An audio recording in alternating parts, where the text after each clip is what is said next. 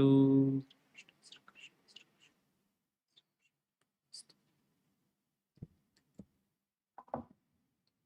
Hari Om. Today we'll be carrying on with chapter 14 of the Gita from verse number 6. So this whole chapter deals with the three gunas, Sattvic, Rajasic and Tamasic. Why is it so important for us to have this knowledge? We must understand one thing, that in order to achieve success in our lives, whether we want material success or we want spiritual success, what is the most important thing we need? That is, we need to be in control of this mind, because the mind is going to determine the direction of our life. So, the strange thing is, although being a master of our mind will determine our success either on the spiritual or material path, yet there is no what you call educational institution, whether there is primary or secondary or university, college, whatever it is, nobody teaches us how to handle this mind. They give us all kinds of knowledge, which is important, but the most important thing, how to handle this mind so we can grasp this knowledge, we can absorb this knowledge, and we can use this knowledge. Nobody teaches us that. So that's why this is where the scriptures come in. The scriptures deal generally with being a master of our mind. And that's why this chapter 14 is so important. And that's why also in the very first verse, Krishna says that Bhuya, he says, I'm going to pravakshami, I'm going to explain this knowledge to you, Bhuya, again. Why again? Because number one, this knowledge is very important. It will help us to understand, analyze our personality, our mind. Because our mind is made of matter.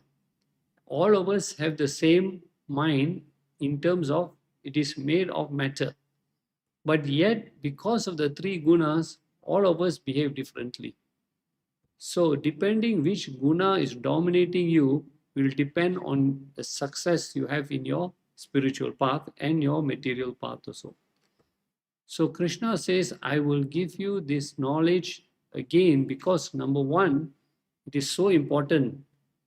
It will help you succeed in life. And number two, because this knowledge is so subtle, it's not easy for everybody to understand. So that's why he wants to repeat it again and again. And what is the benefit of this knowledge? He has explained in verse number 1, Param Siddhim, that you will attain the ultimate goal. Siddhi means the goal, which is Param, the highest goal, which is self-liberation, moksha, where there is no need for us to come back for a subsequent birth. So he started explaining to us that the gunas came from eternal, they are eternal. So this whole creation, our body, everything has come from ancient times, it's eternal. Together with it are the gunas. So now the last verse that we looked at last week in verse number 5, a very important point he wants to make there, where he said that Sattva, Rajas, Tamas are the three gunas. And what is the nature of the three gunas? They bind the imperishable soul to the body. So the soul, which is called Atma, I explained to you all last week, the difference between Atma and Jiva. Atma is the universal, all-pervading, supreme consciousness, okay, which is everywhere. It is outside, it is also within us. When this Atma shines on this matter, this body which is made of matter, there is a reflection of the Atma.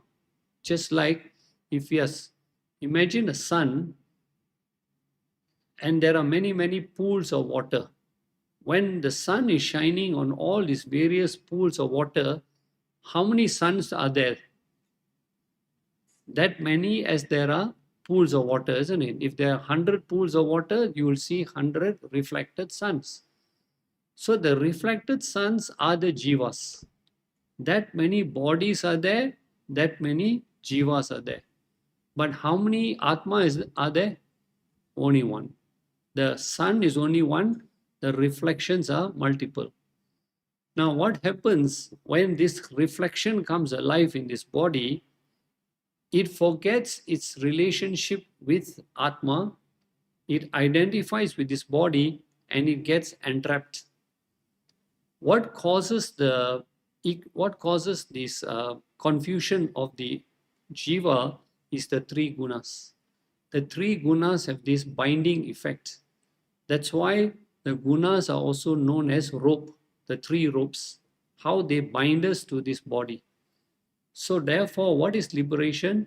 Liberation is understanding how these three gunas are binding me and how do I cut each rope one by one and free myself from the bondage of the three gunas. That is the lesson we're going to learn in this chapter 14.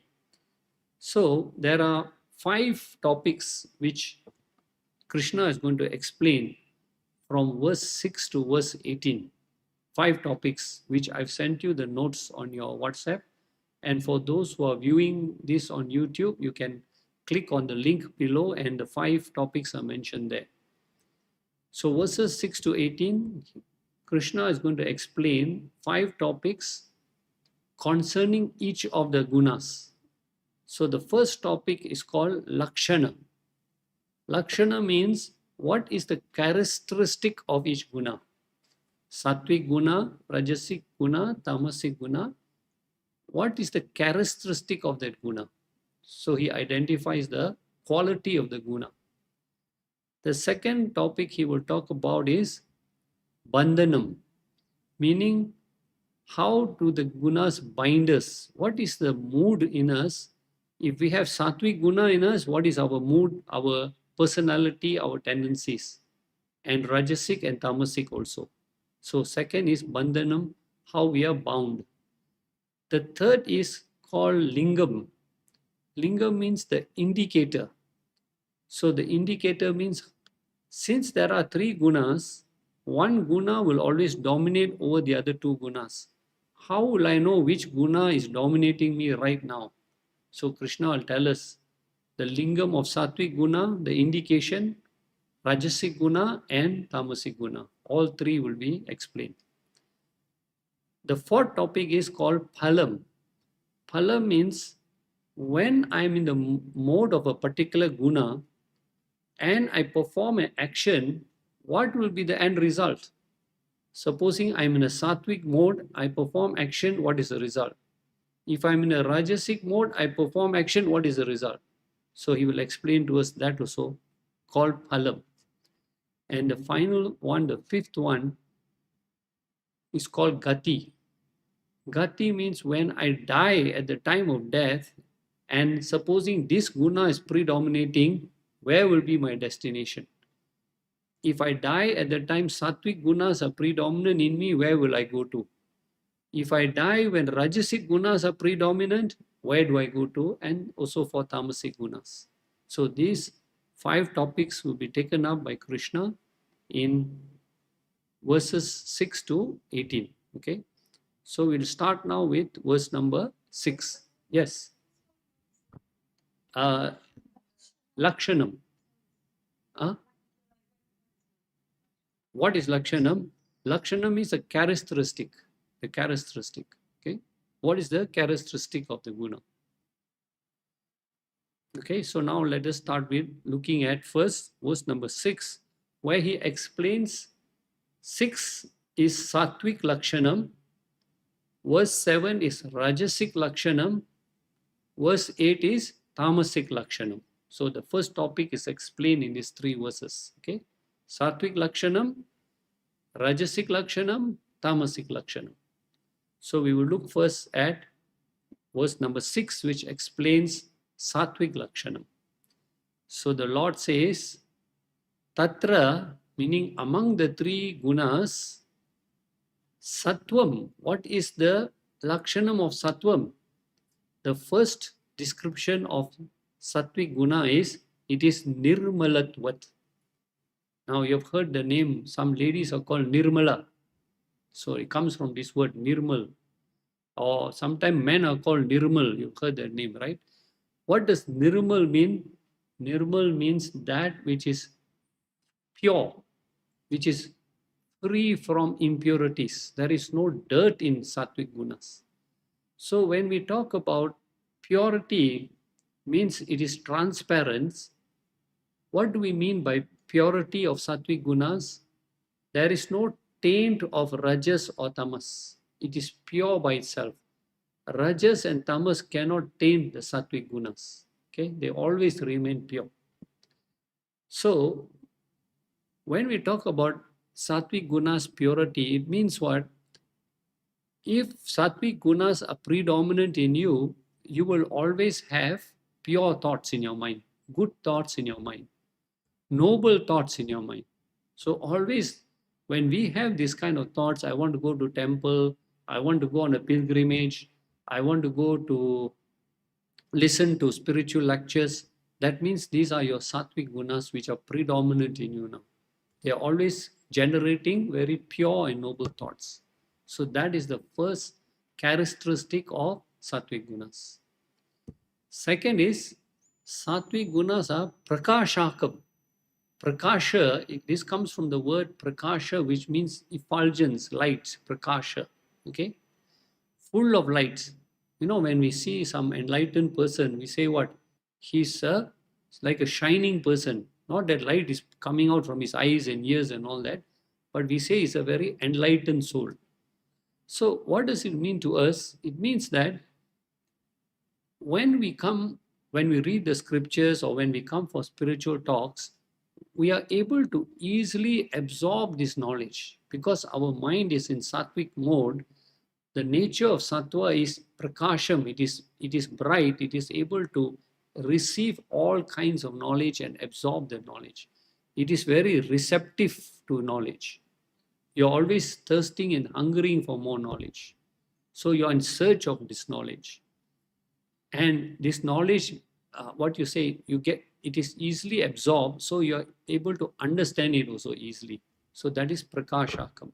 Okay. Third quality he gives is anamayam. Okay, you can see in the text there, anamayam, second line. Anamayam comes from the root word amaya. Amaya means sorrow or disease. So anamaya means the opposite. Sattvic Gunas are free from disease. Now what do we mean? What is the greatest disease of the mind? What is the greatest disease of the mind? Ignorance, okay. What else? Sorry? Wandering mind, yes. Restless mind. Sorry? Ego, agitated mind, right? These are all the diseases of the mind. But when Sattvic Gunas are there, it is devoid of all agitations. Your mind is serene, your mind is tranquil. You find peace. See, when you read the scriptures, you find happiness, inner happiness. That joy is because of your Sattvic Gunas. So they are all devoid of material. What causes us the disturbance and agitations in our mind is when our mind is hankering for material and sensual pleasures. That's what causes the irritation in our mind. But Sattvic Gunas drive us towards gaining spiritual knowledge. And when we read the scriptures, when we hear bhajans, when we hear spiritual talks, it brings us peace and tranquility. This is the nature of Sattvic Gunas. Okay? It will make your mind peaceful and tranquil. Now, that is the good news. The good news of Sattvic Gunas. But now Krishna warns us. There is one problem with Sattvic Gunas. Because we said all the three Gunas bind. So now he gave you the good qualities of the Sattvic Gunas. But don't forget, Sattvic Gunas also bind. So how do they bind? He explains in the verse number 6, the second half. He says, Sattvic Gunas badnati, they also bind you. They also cause bondage. Okay. Now, How do they cause bondage? He explains to us. See, when we have good thoughts in our mind, noble thoughts, when we have a peaceful mind, what happens? You enjoy that happiness, the peace of mind. What happens? What is the problem with it? Rajasic, when you enjoy the world, in alcohol or this or that, all the wrong habits, you also get a certain happiness also, isn't it? Sattvic mind also you get happiness, but you get it from hearing bhajans, you get it from hearing scriptures, or you go to temple, you see you see the Lord, the idol of the Lord, it gives you happiness. But what happens? It still binds you to this happiness. Have you attained moksha? You have attained what? Happiness. So you stay in the happiness, you're very comfortable and you are satisfied with that happiness. You don't progress further. So that happiness is not the ultimate. That is what he wants us to understand, that what is the difference between pleasure and happiness? True happiness. Pleasure is that temporary happiness which we get from different sources. But true happiness is when we attain oneness with the self. So a sattvic person, you see, when he does meditation, he also must not have any disturbances because he wants to enjoy that happiness. So, supposing now you are sattvic people, you are coming now on the way to, you want to come for Gita classes. Suddenly, before you leave the house, the doorbell rings, ding dong, relatives come to visit suddenly. What happens to you? You are so happy preparing all your books, all notebooks, everything ready, going for Gita class, so excited, ready. Ding dong, the bell rings. Open the door and see, oh my God, relatives are here suddenly. I forgot they were coming. Now, because they are here, can you go for Gita class? So, what happens to you now? You get agitated. So, your sattvic happiness also can be easily distorted. So, he wants us to understand that even sattva also binds us in a very different way. It's a good binding, good bondage compared to rajas, tamas, but it also binds us. So your mind always wants to be in that peaceful, cheerful situation, and you don't want to give that up. So he says, sattvic happiness binds us by sukha sangena. We get attached to this happiness by the state of bliss, by the state of tranquility. We don't want anybody to disturb the state of tranquility and bliss. Okay. And the second way it binds us is jnana sangena. It binds us through attachment to knowledge. So you may say, but is that wrong? I'm studying the knowledge, I love the knowledge. The scriptures give me so much joy and peace. But a sattvic mind can go deep and deep into the scriptures and discover the ultimate bliss of the words of the scriptures. But this is what happens. We get lost in that bliss. Now, it is just like, supposing I tell you, this is the way to drive to Penang. So you know the direction how to go to Penang. But you just sit there and you look at the signboard, Penang 250 kilometers. Say, very nice, I'm very happy. I know which direction is Penang. But until you reach Penang, have you reached the destination? So knowledge is only pointing you to the destination. It is not the destination. You must understand how to apply this knowledge in your life. That includes meditation, and then only you connect to the self. Swami Chinmayananda said a very beautiful verse, a line on this. He said, reading a cookbook is not the remedy to hunger. If you're hungry, you can take a cookbook and read all the recipes, everything, but you don't do anything about it, then you still remain hungry. So we have to be very careful. We read the scriptures, gain so much knowledge. Sometimes we write notes and notes and notes of, but ultimately we have to experience the truth. So in fact, you know of many scientists and those who are great thinkers, they get so lost in their knowledge that they forget everything else. And there's this very famous story told about Einstein, the famous scientist. So one day he was traveling in the train, and Then the ticket collector came to check everybody's ticket. So when he came to Einstein, he says, where is your ticket? So Einstein checked his pocket here, there, can't find the ticket. So the ticket collector said, okay, it's all right. I know you're Mr. Einstein, you're the famous scientist. Obviously, you must have bought the ticket and you must have misplaced it. I trust you. But Einstein was not happy. He said, no, I must find a ticket. I must find a ticket. He started searching his pocket. The conductor asked him, but why are you looking for your ticket? I believe you. He said, Einstein said, the reason I want to find a ticket is because I forgot where I'm supposed to get off. Because he's so much engrossed in his knowledge, research, everything, he just forgets about even his food and all his. So we also have to be very careful that once we get involved in this sukham, we cannot be just dependent on it. We have to, how you say, you got to implement the knowledge in your life. You got to put it in practice. And very important, ultimately, you have to come to meditation.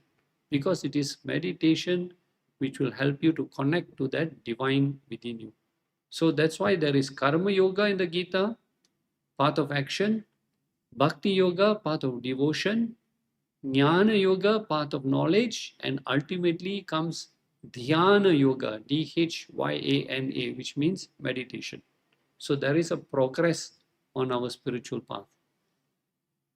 So the beautiful example is given is an example of a pole vaulter. You know a pole vaulter? He uses the pole, he runs towards the, what you call that, the bar, right? The bar, he runs towards the bar. He uses the pole to cross the bar. Then what does he do with the pole? Does he hang on to the pole? He has to let go. So sattvic gunas are also important, but they are like the pole. We use them to gain the knowledge, to understand the scriptures, everything, but ultimately we have to also keep them aside and then engage in putting the knowledge into practice, and includes meditation also. So very careful, we should not get just carried away with that knowledge also. Okay. So now we come to the verse 7, which explains to us about the Lakshanam of Rajas and how it also binds us also. So here the Lord says, Vidhi, no, Rajo Guna. What is the nature of Rajo Guna? Ragatmakam. Ragatmakam has got the word raga there. Raga, which means desires. But what kind of desires has a Rajasic person got? Sattvic person also has desires, but they are selfless desires. A Rajasic person has desires which are selfish, which are full of passion, which what we call cause a lot of greed and anger in him. So a Rajasic person has got all the selfish desires in him. So Ragat Makam. And where do this what you call the selfish desires arise from? The Lord says Samudbhava, it is born from Trishna. It is a Trishna is like a thirst. So it is not just a mild desire, it's a desire that drives a Rajasic person. It gives him a lot of cravings to go and satisfy those desires, a raging, forceful desire. And also, it is born from asanga. Asanga means attachment. So there is two things we have to watch out for these desires. One is hankering for what we don't have. That is one desire. That is a Rajasic desire. I want this, I want that, I want that. So many things I don't have. My mind keeps on saying so many things I should have. So one is desire for what you don't have. The second is attachment is for what you already have. You don't want to lose it. You don't want to let go of that. So the desires affect us in both ways. One is desire for what I don't have. Second is my intense attachment for what I work so hard. What I have now, I don't want to lose that. Now, what is the problem with attachment? When we have attachment to so many things in our lives, more of our time our mental time is spent in thinking about how to hold on to all these things. Half the time we are thinking how to hold on to what we have, other half the time we are thinking of running after what we don't have. So the rajasic mind is always what you call fluctuating between these two.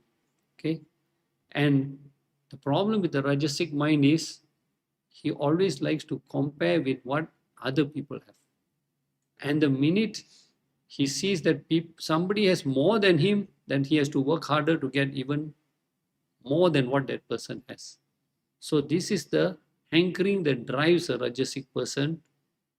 And what happens? Okay, when the rajasic person is driven by so many desires, ultimately you will reach a point when your body cannot physically satisfy all its desires, when the money that you have cannot buy everything that you desire, then what happens? Then what happens?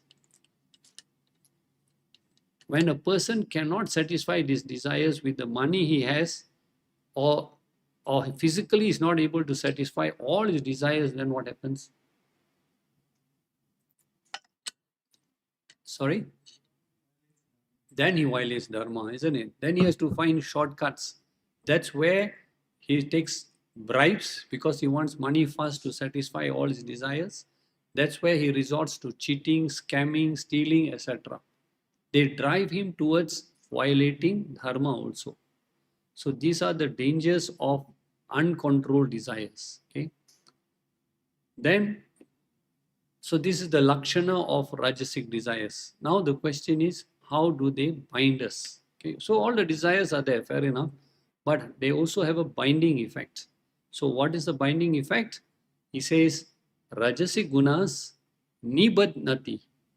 Nibadnati.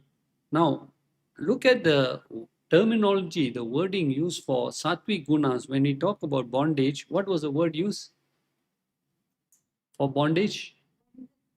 Badnati, right? But for Rajasic gunas, he uses what? Nibadnati. So there is a little bit of change of words here. And now we must question that.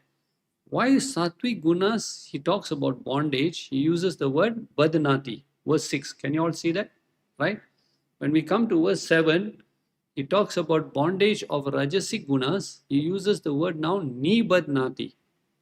So what he's trying to tell you is Sattvic gunas can bind you, but the bondage is not so strong. It is easy to break out of the bondage of Sattvic gunas. But Rajasic gunas are very, very difficult. They create a very strong bondage, very difficult to break out of these selfish desires. And so is even tamasic desires.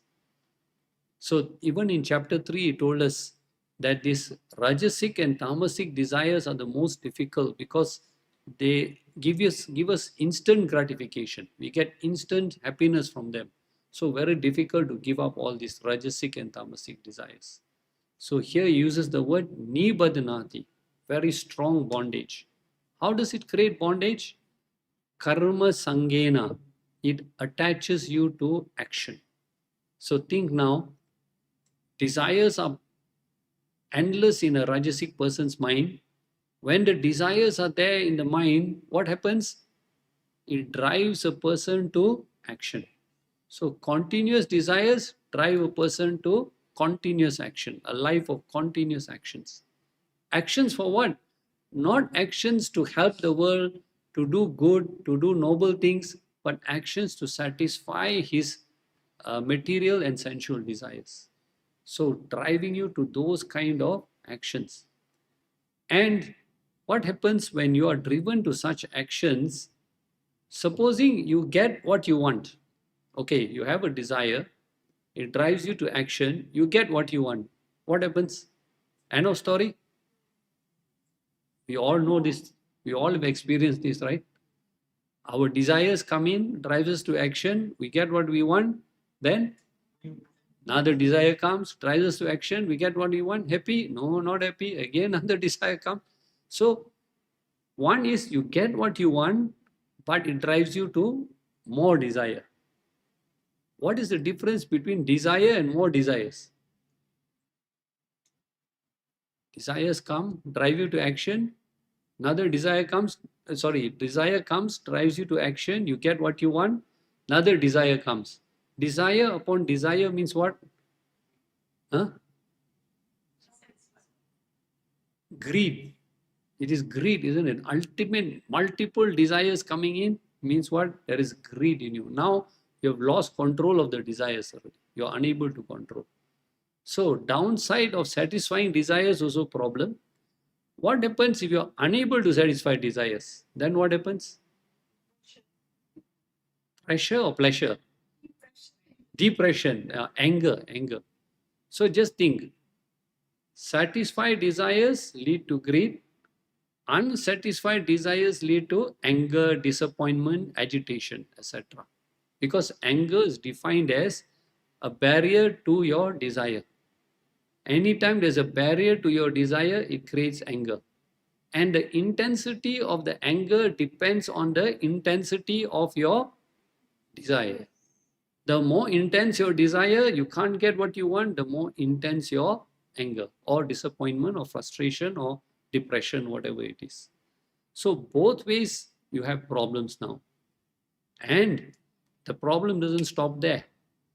Because you have greed, because you have anger, that creates more karma. And that happens what then again? Punarapi jananam, punarapi maranam. So you can see the vicious cycle you're caught up in. Desire, action, greed, desire, action, anger, right? Leading to more subsequent punarapi jananam, punarapi maranam. So how do you know who is a rajasic person? When you visit a person's house, how to know if that person is rajasic?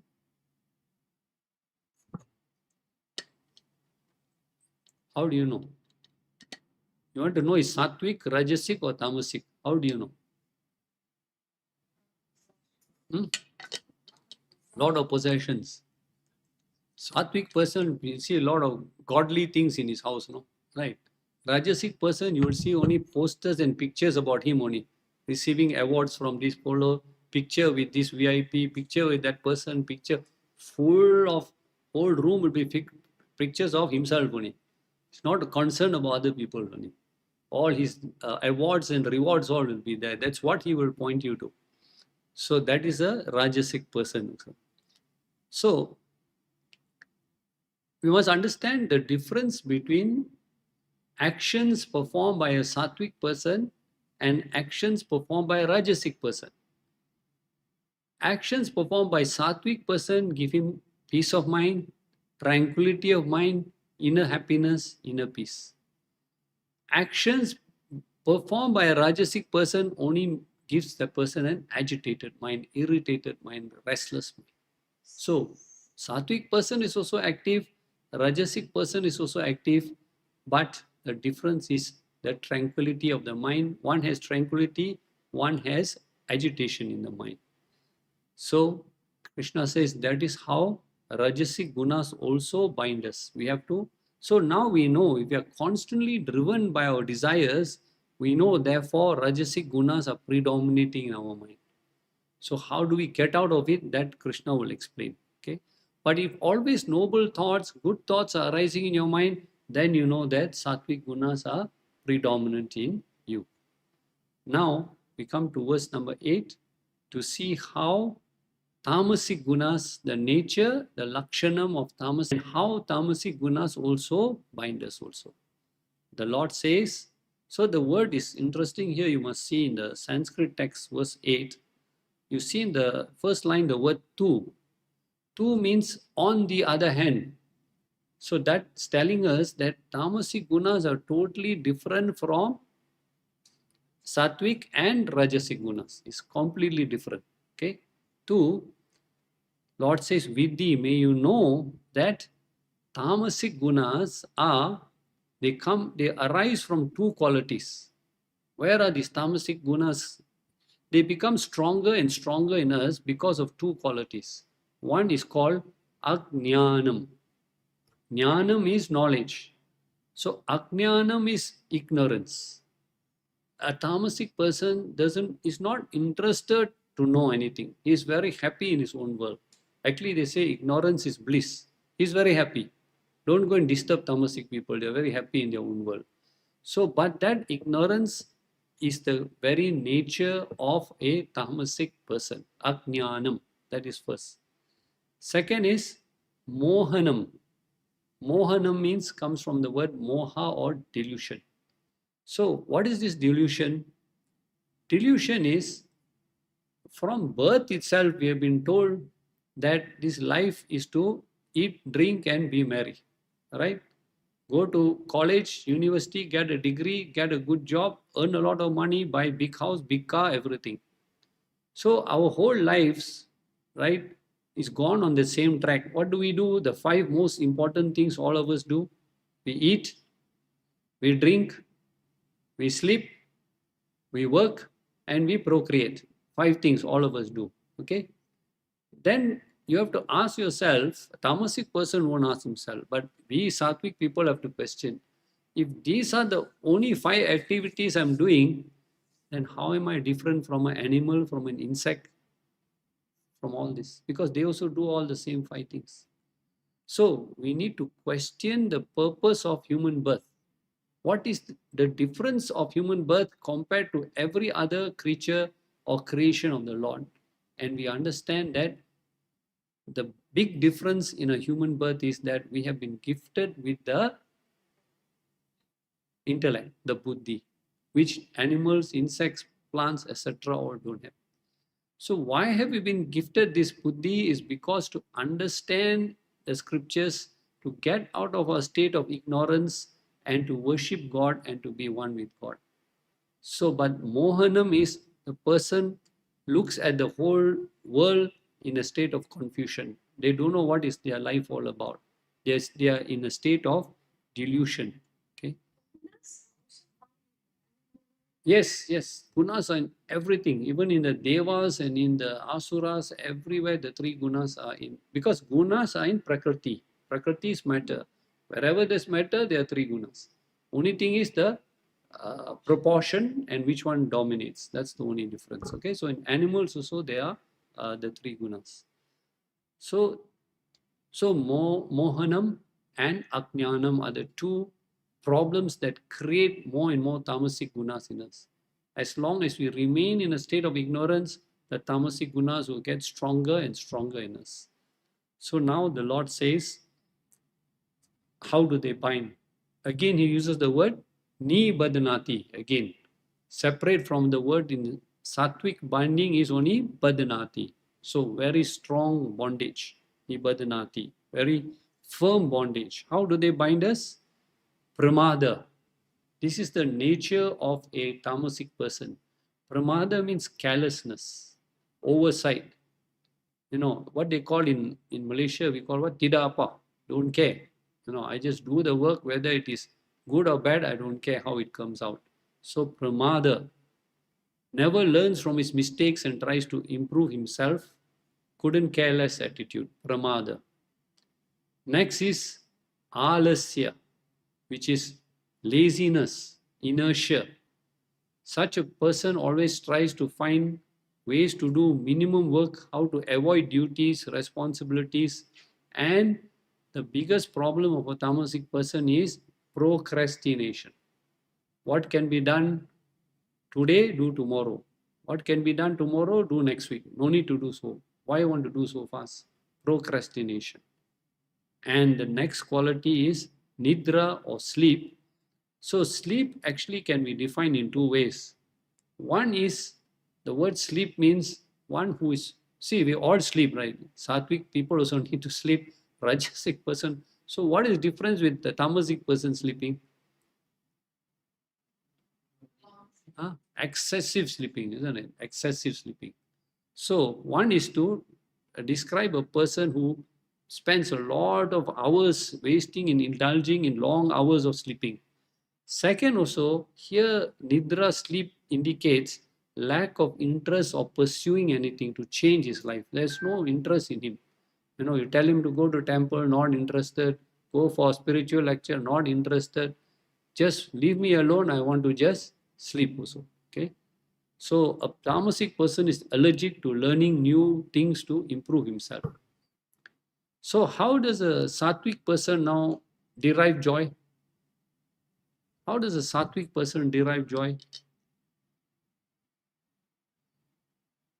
All three, sattvic, rajasic, tamasic, all derive joy. But how does a sattvic person derive joy? Huh? From a, okay, what does knowledge give you? Ultimately, what you get? See, we are dealing with the mind, peaceful mind, tranquility of mind. Sattvic person derives joy from peace and tranquility. Rajasic person derives joy from what? From indulging in sense pleasures. He derives joy. Tamasic person derives joy from excessive sleeping. So all of them have their own way of getting joy, but one is right and the other two are, of course, wrong. So now the Lord has explained to us about the Lakshanam and the Bandanam of Sattvic, Rajasic, and Tamasic Gunas. Now that brings us to verse number 9. Now he is going to talk about, in verse number 9, how these Rajasic Gunas, how it creates this attachment, this binding effect. Okay, so the nature of the three gunas, the binding effects were already explained.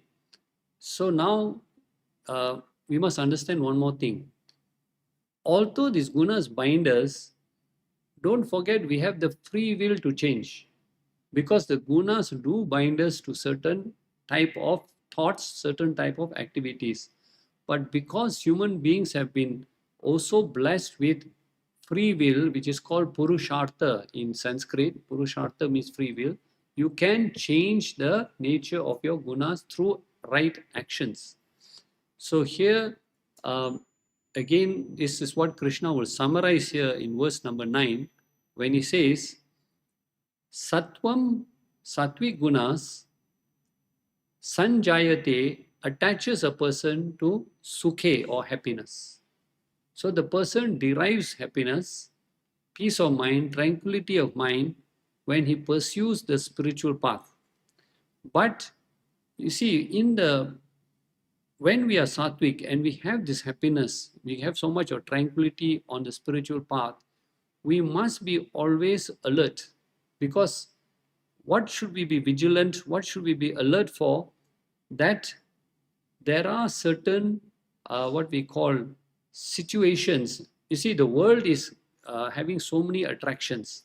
So a sattvic person has got to be very alert what he lets in through his senses. It doesn't mean that just because now you have a sattvic mind that you will always have a sattvic mind. We have to be constantly vigilant and alert. So not to let the wrong impressions go in through our senses that will eventually affect our mind also. So how does the Rajasic person get attached? He says Rajasic, Sattvic person gets attached through happiness. Rajasic gunas attach one to karmani, to actions, continuous life of actions also. So if we take a look at what Arjuna wanted to do, Arjuna was a soldier. He was supposed to engage in the battle, but he told Krishna, I want to run away from the battlefield and lead a life of sannyas, a life of what we call meditation and prayer, etc. But even then, Krishna urged him to stay on the battlefield and do the duty with the right attitude. So, Rajasic person do perform actions, multiple actions, but the problem is they always perform actions based on their selfish nature. Okay. Then finally he says, Tamasic gunas. How do Tamasic gunas attach us? He says, Tamasic gunas avritya. Avritya means they cover a person's mind and intellect. They cover his knowledge. So the capacity to get knowledge is not there. His mind is always clouded by tamas. Tamas clouds our mind that we have no interest to go and seek any knowledge. And it attaches a person to pramade, which means inadvertence, ignorance, etc. So all three gunas also are different from each other. Okay. They have different characteristics. They also cause bondage. They also give happiness in their own way. Now, the very important question here is that since all three gunas are in us, okay, and all the three gunas are contradicting each other. Sattvic gunas drive you to peace of mind and tranquility. Rajasic gunas give you agitated mind. Tamasic gunas give you a ignorant mind.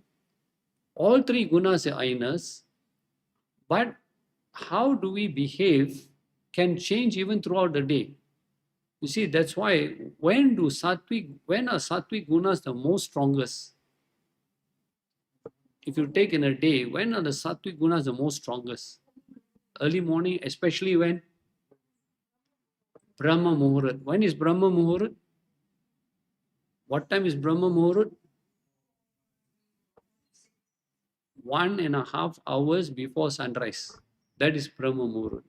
That is the time, if you can wake up early and tap into all these spiritual practices, that is when your whole day of flavor of the sattvic gunas will stay with you. Rajasic gunas are predominant during the daytime, afternoon, evening. Okay, that's when you're active. So you have to be careful when you're active also, in what mode are you active in? Are you only chasing after material and sensual pursuits? And finally, you also need tamasic gunas when you come back in the evening and night, then the tamasic gunas start. So that's why they say don't go out in the night. Why? When you go out late at night, what happens? Which gunas are dominating you at that time? So are you going to go temple at that time at 10 o'clock in the night? Definitely not. Your mind is already very tamasic, it's going to go in the wrong direction. So there was a joke I read. There was a man who was walking on the road, was very drunk, was walking on the road 2 o'clock in the morning, and the policeman caught him. They say, where are you going drunk 2 o'clock in the morning? He said, I'm going for satsang. They said, 2 o'clock in the morning, satsang? Who's going to give satsang 2 o'clock in the morning? He said, my wife. He said, what is the satsang about? Dangers of drinking alcohol. So I'm on the way now home to listen to a satsang from the wife. So this is tamasic mind. In very wrong time. That's why better always they say go to sleep, early, because your tamasic gunas are working there. So how to know then, since all the three gunas are in us, how do they affect? How do they affect us? He explains beautifully in verse number 10. Okay, verse number 10. Here he says, Sattvic gunas bhavati. When sattvic gunas arise in us, since all the three gunas are in us, but at the time when sattvic gunas arise in us, abhibuya, what do? They suppress. They suppress the rajasic and tamasic gunas. So, the more and more spiritual activities that you do, the more and more noble and good things that you do seva, you go to temples, etc., all the things you do, you're increasing the strength of your sattvic gunas. And the more and more your sattvic gunas get stronger, they will in turn suppress your rajasic and tamasic gunas. And you will find, right, as you go on the spiritual path, you lose interest in all these unnecessary material things. You yourself, it is not by force. You are not giving up things by force, because that will never work. So what you should do is work on your sattvic gunas, work on your sattvic activities. The more and more you do that, naturally your desires for all the worldly things will keep on dropping away. You have no more desires for all these branded items, branded clothing, latest iPhone, new handbag, and all these kind of things. They will naturally drop away. So he says, when sattvic gunas get stronger, they will in turn suppress your rajasic and tamasic gunas also. And at the same time, he says, when rajaha dominates, then sattvic and tamasic gunas get suppressed. So the more and more greedy, selfish activities you keep on doing, they will suppress your sattvic and tamasic gunas. So that's why, and it's very difficult once once your rajasic gunas are strong, it is not very easy to get out of them. The bondage is very strong. And thus he says, Tatha, in the same way, when the tamasic gunas arise, they will suppress the rajasic and sattvic gunas also. So the question is, the more and more a person stays away from knowledge and shuns activity and given to procrastination, laziness and sleep, the tamasic gunas will keep on increasing and suppress the sattvic and rajasic gunas also. Okay. So now, how does this thing affect us? We must understand this situation. Okay. At any given time, one guna is strong and will suppress the other two gunas.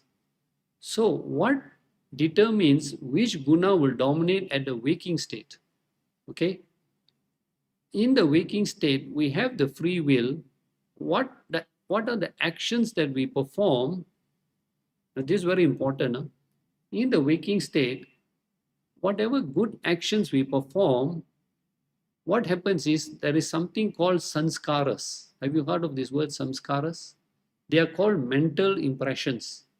So every good action that you perform in sattvic mode, these mental impressions get stronger and stronger and stronger. It is like you take a hammer and keep on hammering something, right? So when you perform good actions, your mental impressions, the sanskaras, they get more and more stronger. And this will in turn determine which guna gets stronger, and then it will predominate all your actions. So do you understand? You do good actions, your sanskaras get stronger until it becomes automatic. You don't have to force yourself to do good action. You are driven by these samskaras to do good action. At first, you must use your free will. Then the sanskaras get strong. In the end, the samskaras will drive your actions naturally. You don't have to put any effort also. Okay, they will guide us. So these sanskaras again become our vasanas. You've heard of vasanas? Okay, these vasanas are what you're going to carry with you to your next birth. So all these good tendencies, what you call noble tendencies that you have, become samskaras, impressions in your mind. Then they will naturally drive all your actions. And then these samskaras become your vasanas, which you will carry forward into your next birth. So they will help you again in your next life. You don't have to go back again with rajasic and tamasic. You will have sattvic predominant gunas also. So every seeker, we have to be alert. When you engage with the world in your daily life, now when we say engage in the world, we're talking about everything, even the food you eat. Later on in chapter 17, Krishna will tell us what is sattvic food, what is rajasic food, what is tamasic food. So even the food you eat will influence the state of your mind, number one. Number two, how you offer dhanam, charity.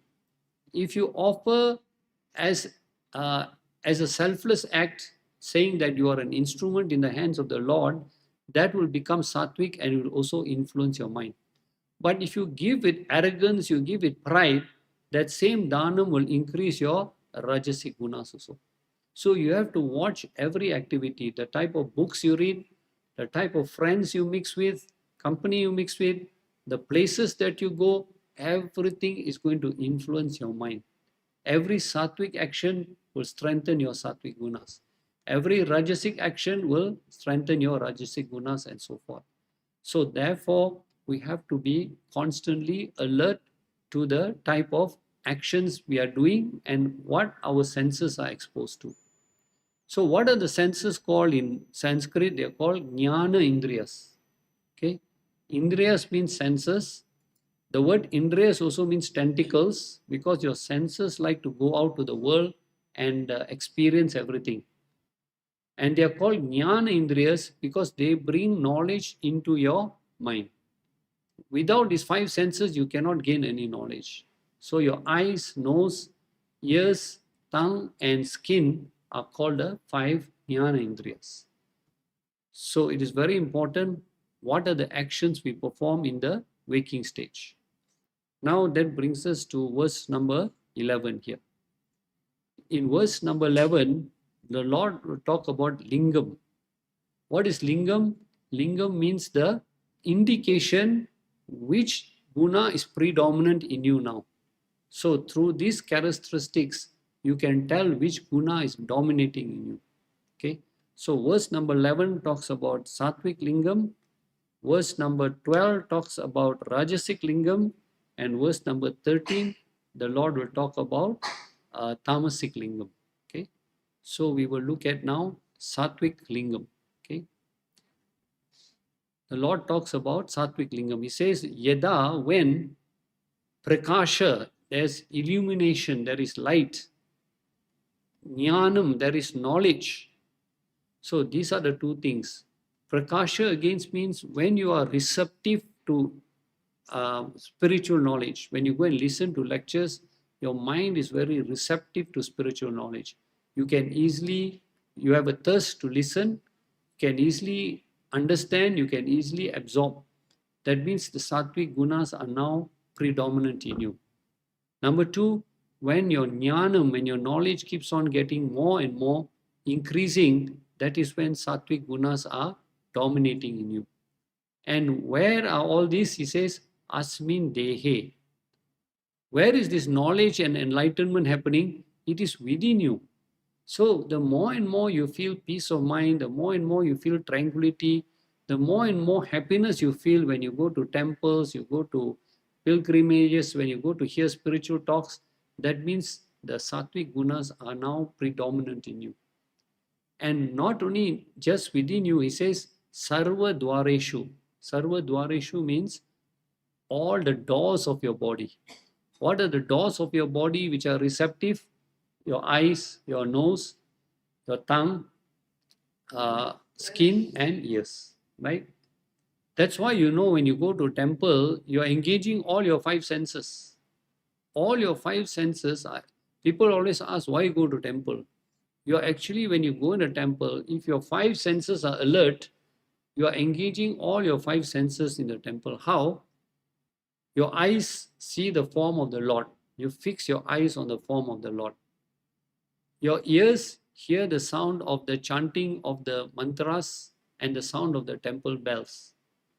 Your tongue tastes the prasadam that is offered. Your skin, when you do namaskaram, you bow down and touch the floor of the temple, your whole body comes in contact with that positive energy. And the last is the nose, smells the fragrance and the flowers of the incense sticks and the flowers that are offered to the Lord. So a temple is where we go in and engage all our five senses in that divinity, in that purity.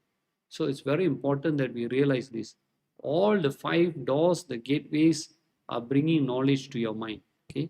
And they are radiating noble thoughts. And then he says, at that point, when you are finding peace and happiness on that spiritual path, he says, Tada, by that quality, one should know that Sattvic Gunas are Vivridam. Vivridam means they are fully dominant in you. So that is one way to test us. Do we feel tranquil? Do we feel happiness? Are we attracted to spiritual practices? That means the Sattvic Gunas are predominant in you.